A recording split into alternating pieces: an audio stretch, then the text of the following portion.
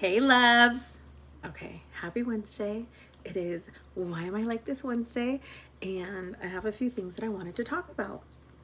One is kind of addressing anxiety, panic attacks, and how we deflect from how we feel and what it is that's going on in our lives. And then the other one is learning that you don't have to do everything that you're invited to or go everywhere that you feel you're expected to go to without affecting your energy, and just accepting that you don't have to go everywhere. Okay, so let's get started. Okay, so first topic, I feel and I let me know if you're the same way. For people who have anxiety, panic attacks,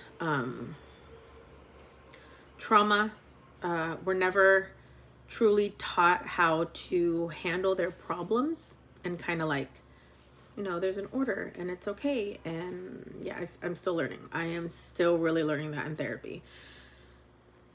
What I've noticed I do, and then I kind of notice a pattern with other people that I know that are similar to me when it comes to how we deal with our depression and anxiety. Excuse me. I tend to get overwhelmed. When I get overwhelmed, I kind of get like paralyzed. And instead of trying to make a list, okay, what are the things that are on your mind right now? Now put them in order of importance and in order of a realistic expectation on the order it could be done. But then I overthink it because I'm an overthinker.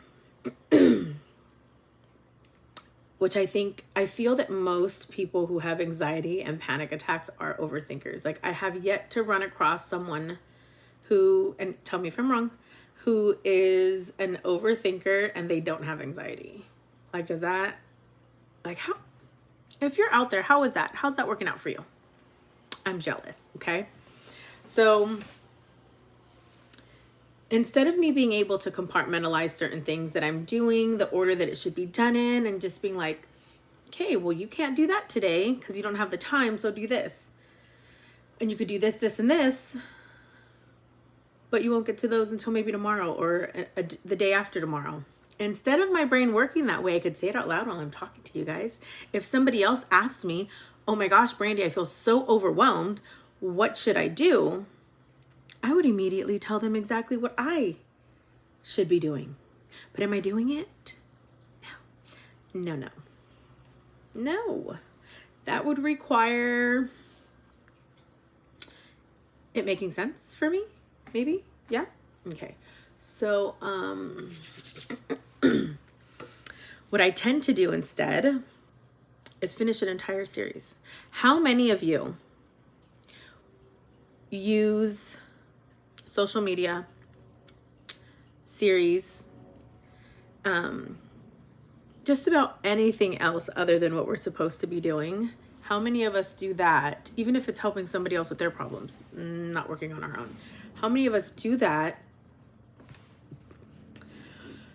just because it's easier to function doing that than it is to face what it is that you need to face? Makes sense. Like, I have a lot of things I need to do today. But are all those things that I have to do, or did I put that on my own list? Did I create the chaos on my own? I don't know. Actually, now that I say it out loud, I probably did. I want to clean my living room. I've turned on my dryer twice, okay, to fold the clothes that are in there and then take what's out of the washer and put it in the dryer twice, okay? Haven't folded one thing.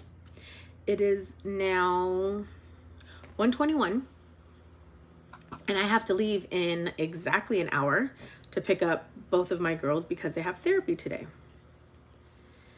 I finally ate something maybe 30 minutes ago because I was feeling lightheaded and I had a headache. I could have eaten 2 hours ago, but instead I sat on the couch for about an hour. I spoke to a friend for a good 30 minutes, and then I sat on the computer trying to look at certain things that I could learn, but I was deflecting. Like, I just didn't want to deal with the other things because I don't know the order that I should do it, and I can't right now where my brain is at. I can't put it together, and I get so angry. It's like, get it together, Brandy. Get it together. Why is it so easy for us to give advice to other people, but we don't take it? Like, I'm serious. I have been known by friends that I am their free therapist, okay? I just met a new group of individuals when I went out with my friend on Saturday. And by the end of the night, these gentlemen were telling me, you should be a marriage counselor, you should be a therapist or some form of counselor to help people, because the way you're able to change someone's perspective on how they look at things, because you're able to look at different sides or help another person understand things, is just amazing. And I'm sitting there thinking, thanks, it's just me. And then I thought to myself, that's my life. My life is helping other people and understanding other people so I can help them. Why am I not trying to understand myself better so I can help me? I will get used to this. I will get the hang of doing this. I will get the hang of an intro. I still don't even like the intro that I'm doing. There I go, overthinking it. When the purpose of my channel isn't because I need to have a catchy intro. Why does that matter so much? These are the things that I'm talking about. Why does having a catchy intro matter so much? Because I'm a perfectionist. Because I'm a Virgo. Well, we're perfectionists too, but I'm also a Leo.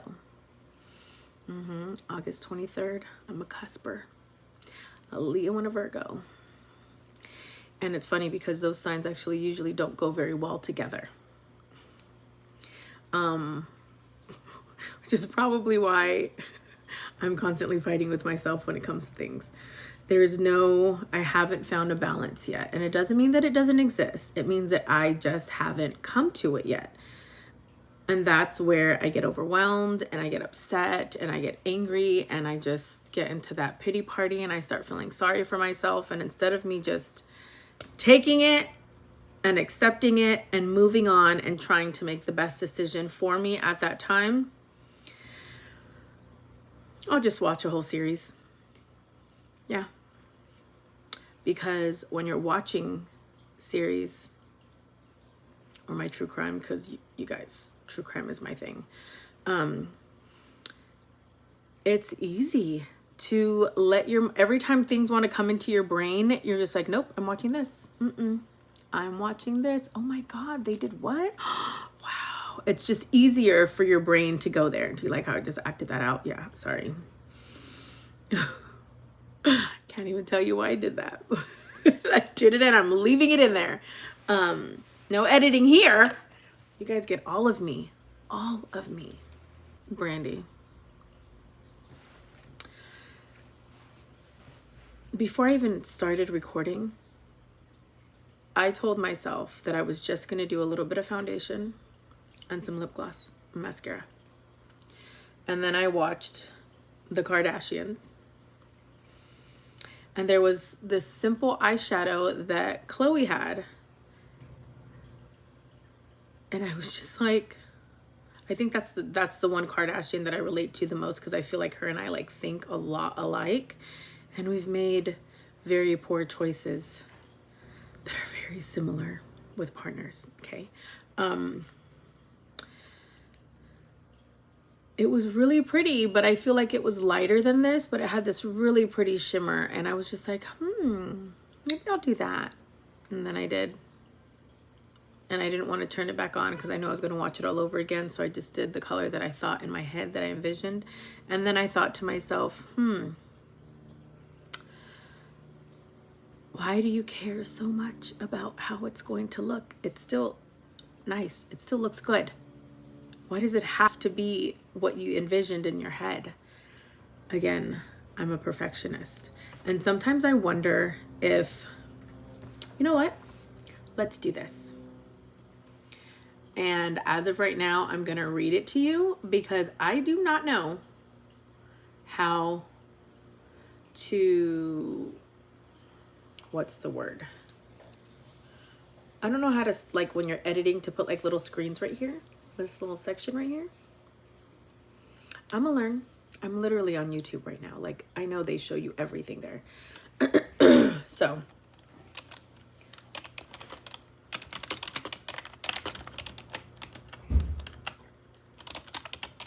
I just typed in, why am I such a perfectionist? Some of the main causes of perfectionism include a fear of judgment or disapproval from others. Let's dig into that. Did I deal with a lot of disapproval growing up?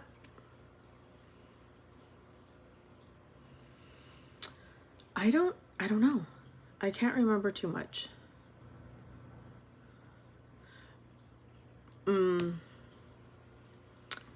But what I do remember is growing up hearing, you shouldn't do that. People are going to think this of you. People are going to think that of you. Girls don't do that. That's not a good way to think. So maybe that is one of the things that is stuck into my head. And then judgment.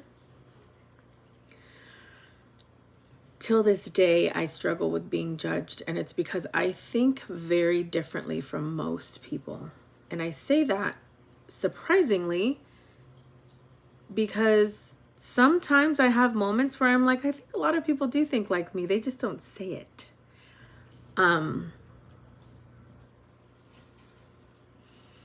But I see relationships differently. I see friendships differently. I see intimate relationships differently.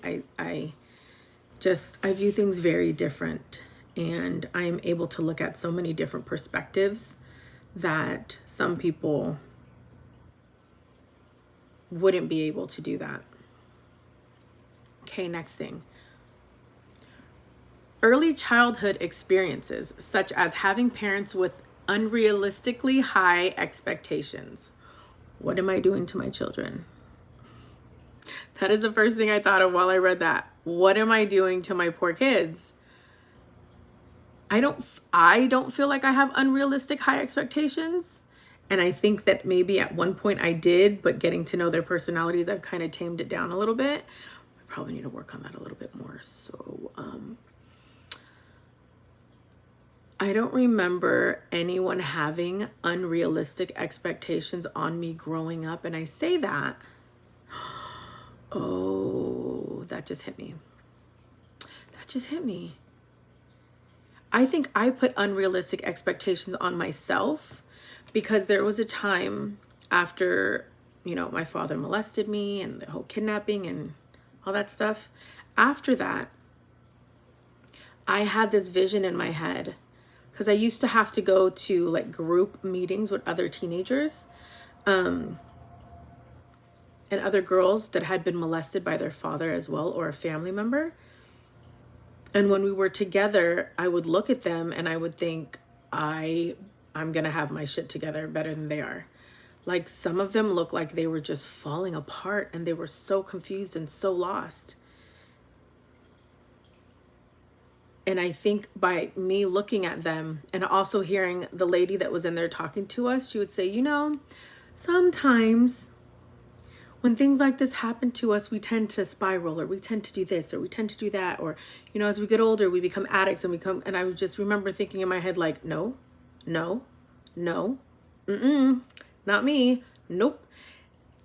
And now that I think about it after I read that, yeah, Yeah. And now I had another thought, a fear of judgment. I remember being judged, or yeah, it really was being judged. My grandma, I remember one time I said, Grandma, I really want to know where my dad's dad lives, my grandfather. And she was like, nope, I'm not going to tell you. And I said, okay, well, can I find out where my aunts and uncles live on my dad's side of the family? Because I do want to have a relationship with them, because I was around them for like 3 or 4 years during everything that was happening. And she said, how could you want to have anything to do with that family? They didn't believe you. They didn't trust you. And they made you feel like you were lying. And then I just remember thinking, is there something wrong with me wanting to have that connection with them? If the connection I remember having with them wasn't a bad one. So then I thought, they don't like me anymore. I did something wrong. Oh, there goes the disapproval because of what I said. It's all, this is why I Google, okay? This is why I Google. Let's see what the next one is. Having a mental health condition associated with perfectionist tendencies, such as obsessive compulsive disorder. I mean, does every bullet point have to hit something so sad? Like, come on.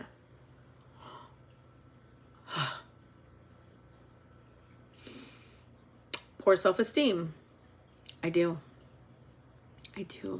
I'm getting better at it, but I do. Feelings of inadequacy. Okay, let's tackle that. Let's tackle that real quick.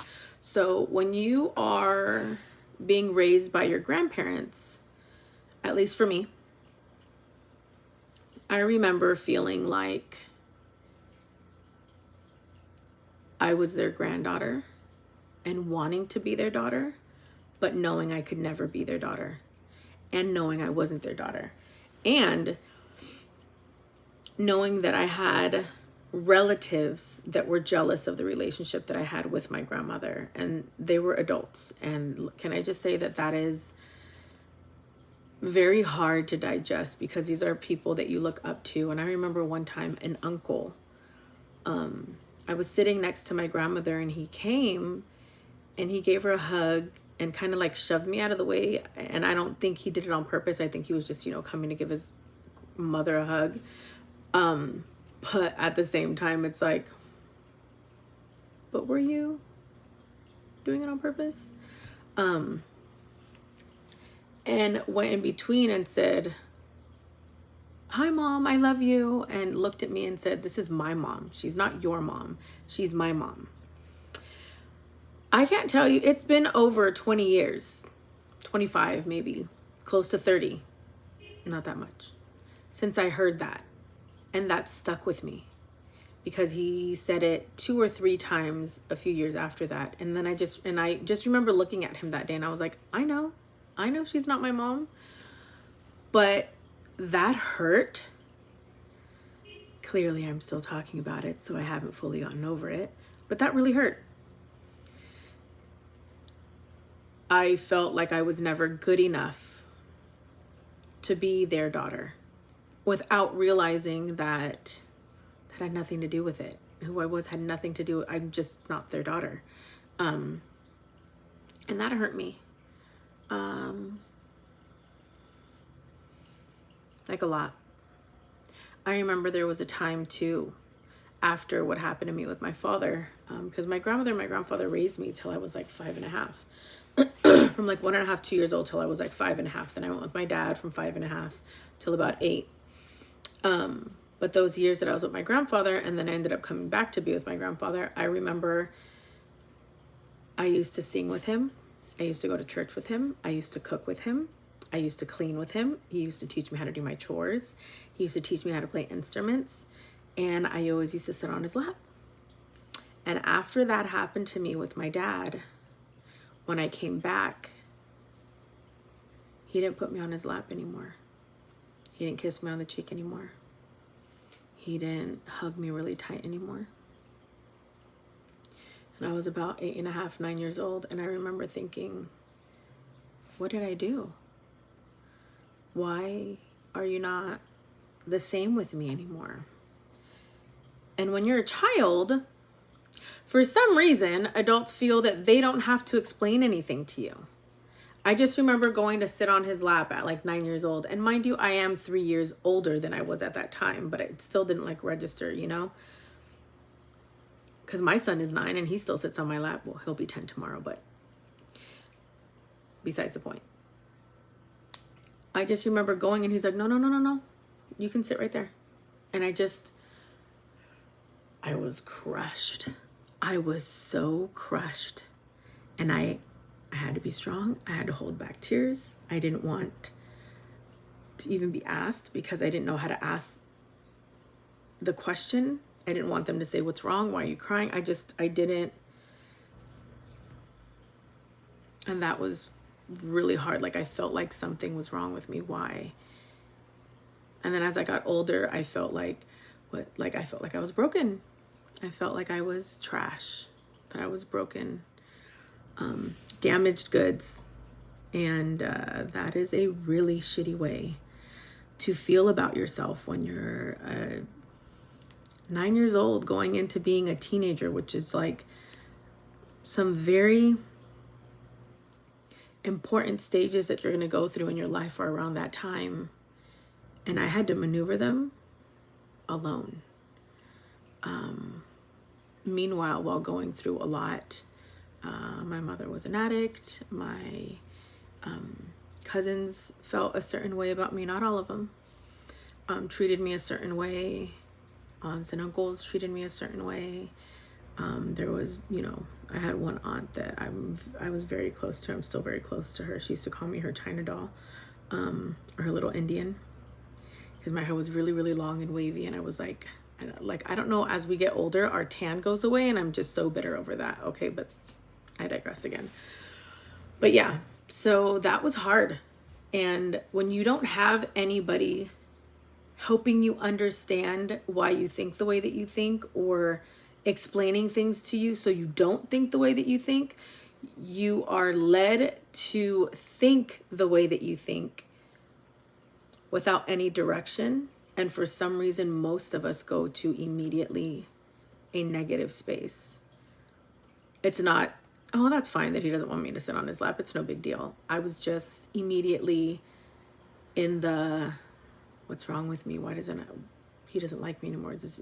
Am I like gross to him because I was, molested by my father? Does he want nothing to do with me, but he still cares about me? So, like, since nobody explained anything to me, that's immediately where my brain went. So that sucks. Okay, I don't want to start crying because that was a very, I'm gonna cry.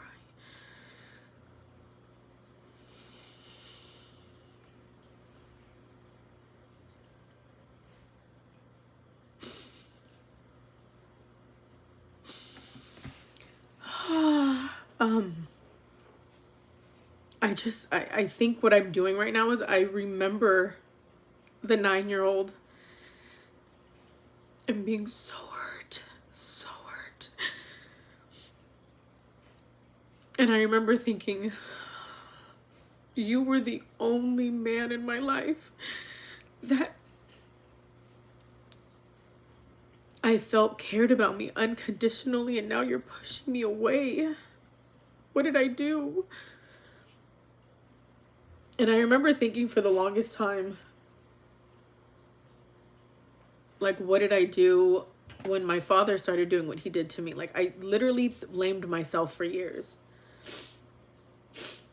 I mean, I only stopped blaming myself because during therapy for that time, everybody told me, in counseling and therapy with social workers and social services, the police officers, they all, they all told me, like, this isn't your fault. Do not blame yourself. You did nothing wrong. And I heard that so many times that when it came to at least that topic, I didn't feel like it was all my fault. But there are so many other things that happened to me with relatives and things where since I didn't have anybody there to tell me it wasn't my fault, or that they were jealous, or that they just didn't like me, or that they didn't understand what was going on, or that they had their own issues and they're sick too, I let my brain do it on my own, which is not healthy. So sorry about the waterworks. Like, well, I'm not sorry. That's me. That's raw me. So take it or leave it. A need for control. Well, about that. I struggle a lot with having to be in control. And I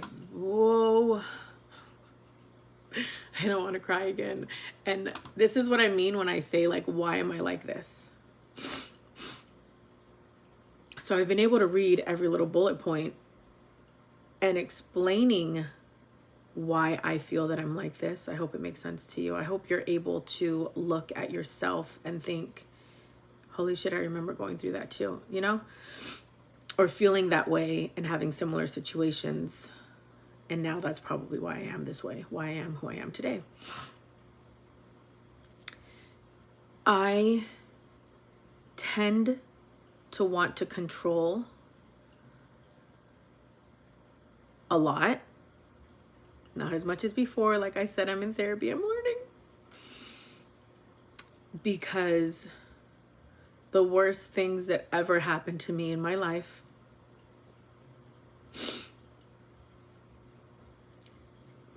I couldn't control.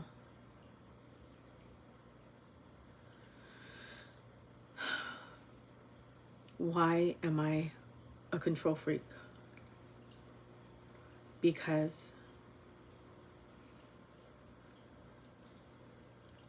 things that I felt I should have had control over, the control was taken from me. So now I feel that if I could control situations, I can control the outcome.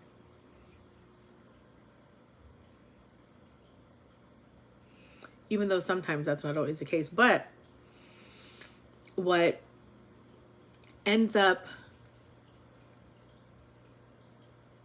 making people with control issues continue to still be controlling is that situations and circumstances that we did control turned out the way we wanted it to. And we tend to feel like, well, it only turned out like that because I was in charge, because I took care of it, because I knew this was going to happen and I knew that I was going to make it work out. It's still not a healthy way to be, but that's how we justify it. If it turns out the way we wanted it to turn out by us controlling it, you're not going to convince us that not taking control of that, the situation would have turned out the same. And there's a possibility that it could have, but you're not going to tell us that. We're not going to believe you. We're not. Just letting you know now. If you have someone in your life who's a control freak, try to better understand them and dig into their past and help them learn that it's okay to let control go or to give it to someone else and be okay about any outcome. I'm still working on it. I don't know if I could be okay with any outcome. Still not there yet. Not sure if I'll ever get there, but I'm open to getting there. Okay. The last one, trying self-worth to achievements. Perfectionism is driven primarily by internal pressures, such as the desire to avoid failure or harsh judgment. I think I also used to see others judge others, and when I would see it, and by others I mean my family, when I would see it, I felt like, well, you can't make that mistake and you can't do what they're doing because then they're going to judge you. So be the golden child, be the one that doesn't make those mistakes, be the one that's the overachiever. And that's really stressful too. It's often a learned behavior, and academic settings can bring out perfectionism in young people. Okay. Again, this is why I say I got to work on this with my children, because I feel like my middle child is that last one. So I thought that I was going to continue on the same topic of the last two, but then I kind of figured, you know what? how about I just wing it? How about whatever I want to talk about that day is what I'm going to talk about? So today, as I was sharing on my Instagram, on my stories, you know, when you're talking and something just hits you, I realized that I said, why do I have a brain fart right now? Dude, seriously? Oh my gosh, do I have to go back to my stories to actually remember this? Shit. What the hell? Oh my God. Well, there was one that I was talking to my friend about, but there was one that I said on my IG that I wanted to talk about today. I think I'm going to have to go look back at my stories because one, I will say, was recently I started removing myself from family gatherings or even things that I've been invited to where I realized there was going to be someone. I just know the amount of energy that would be required of me, or if not, I know that I would put that on myself because of my personality and who I am, that I just didn't have the energy to be there and try to entertain anybody or feel like I need to be the life of the party. I feel like sometimes people who are empaths or people who have a lot of trauma deal with things differently. Either you become like very shut off and cold and standoffish, or you become this person who feels like it's your responsibility to please everybody. And well, I guess it kind of goes hand in hand with people pleasing, but it's one of those where like if you have to prepare yourself mentally to go somewhere, that probably isn't a place you need to be at.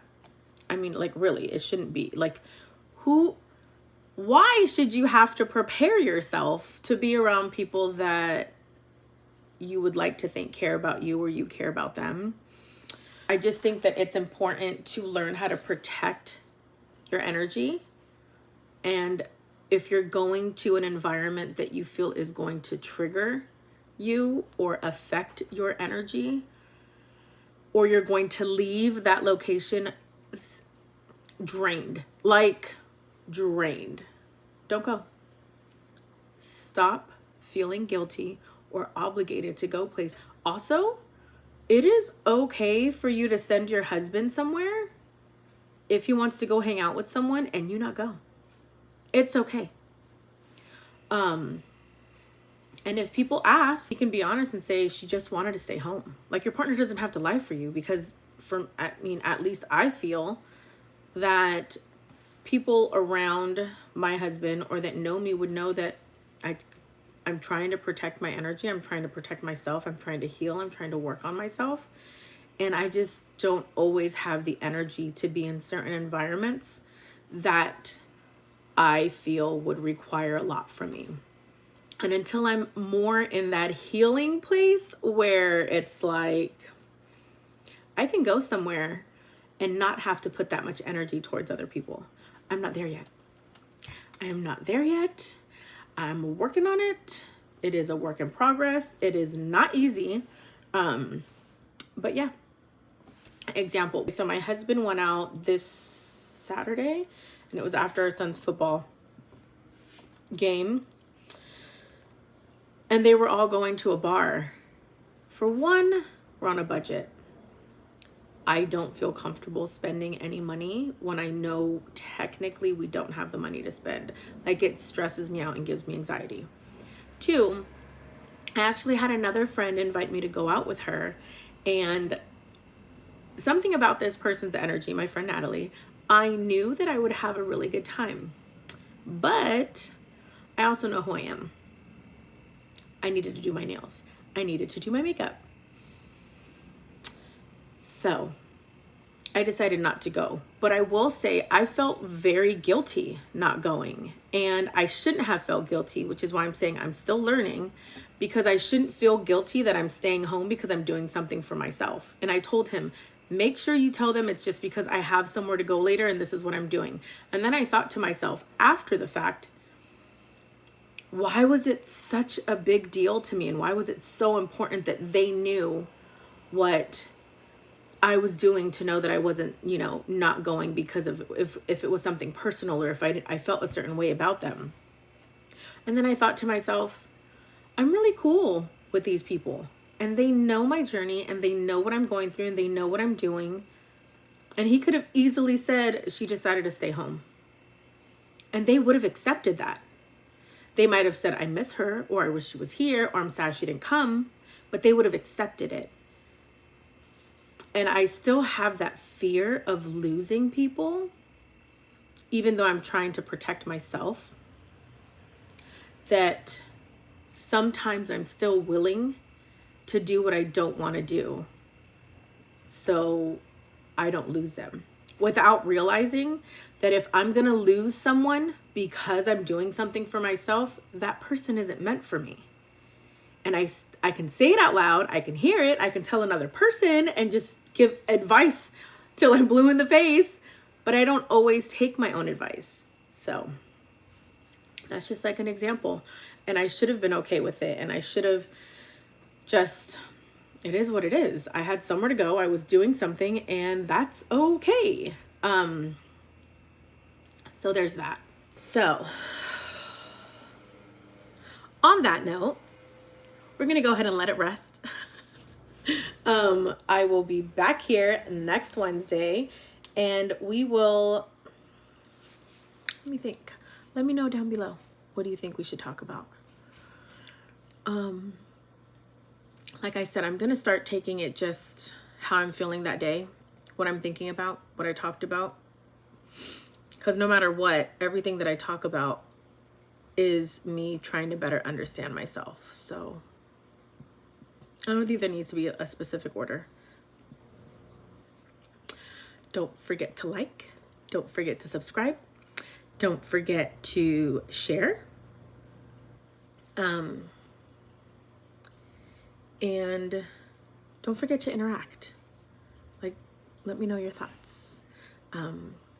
This video is already longer than I wanted it to be. I don't even know how much I'm going to edit. But maybe next week I can work on being a perfectionist. There's so many different things. But in the end, pretty much what it says is your childhood, early childhood is where it stems from and it starts, which doesn't everything. This is why you should not have children until you have tried to heal. I didn't realize this till after my children, so I wish somebody would have told me that, but it is what it is. So, thank you guys for watching. I appreciate you so much. Have an amazing day, and I will see you Wednesday. Bye.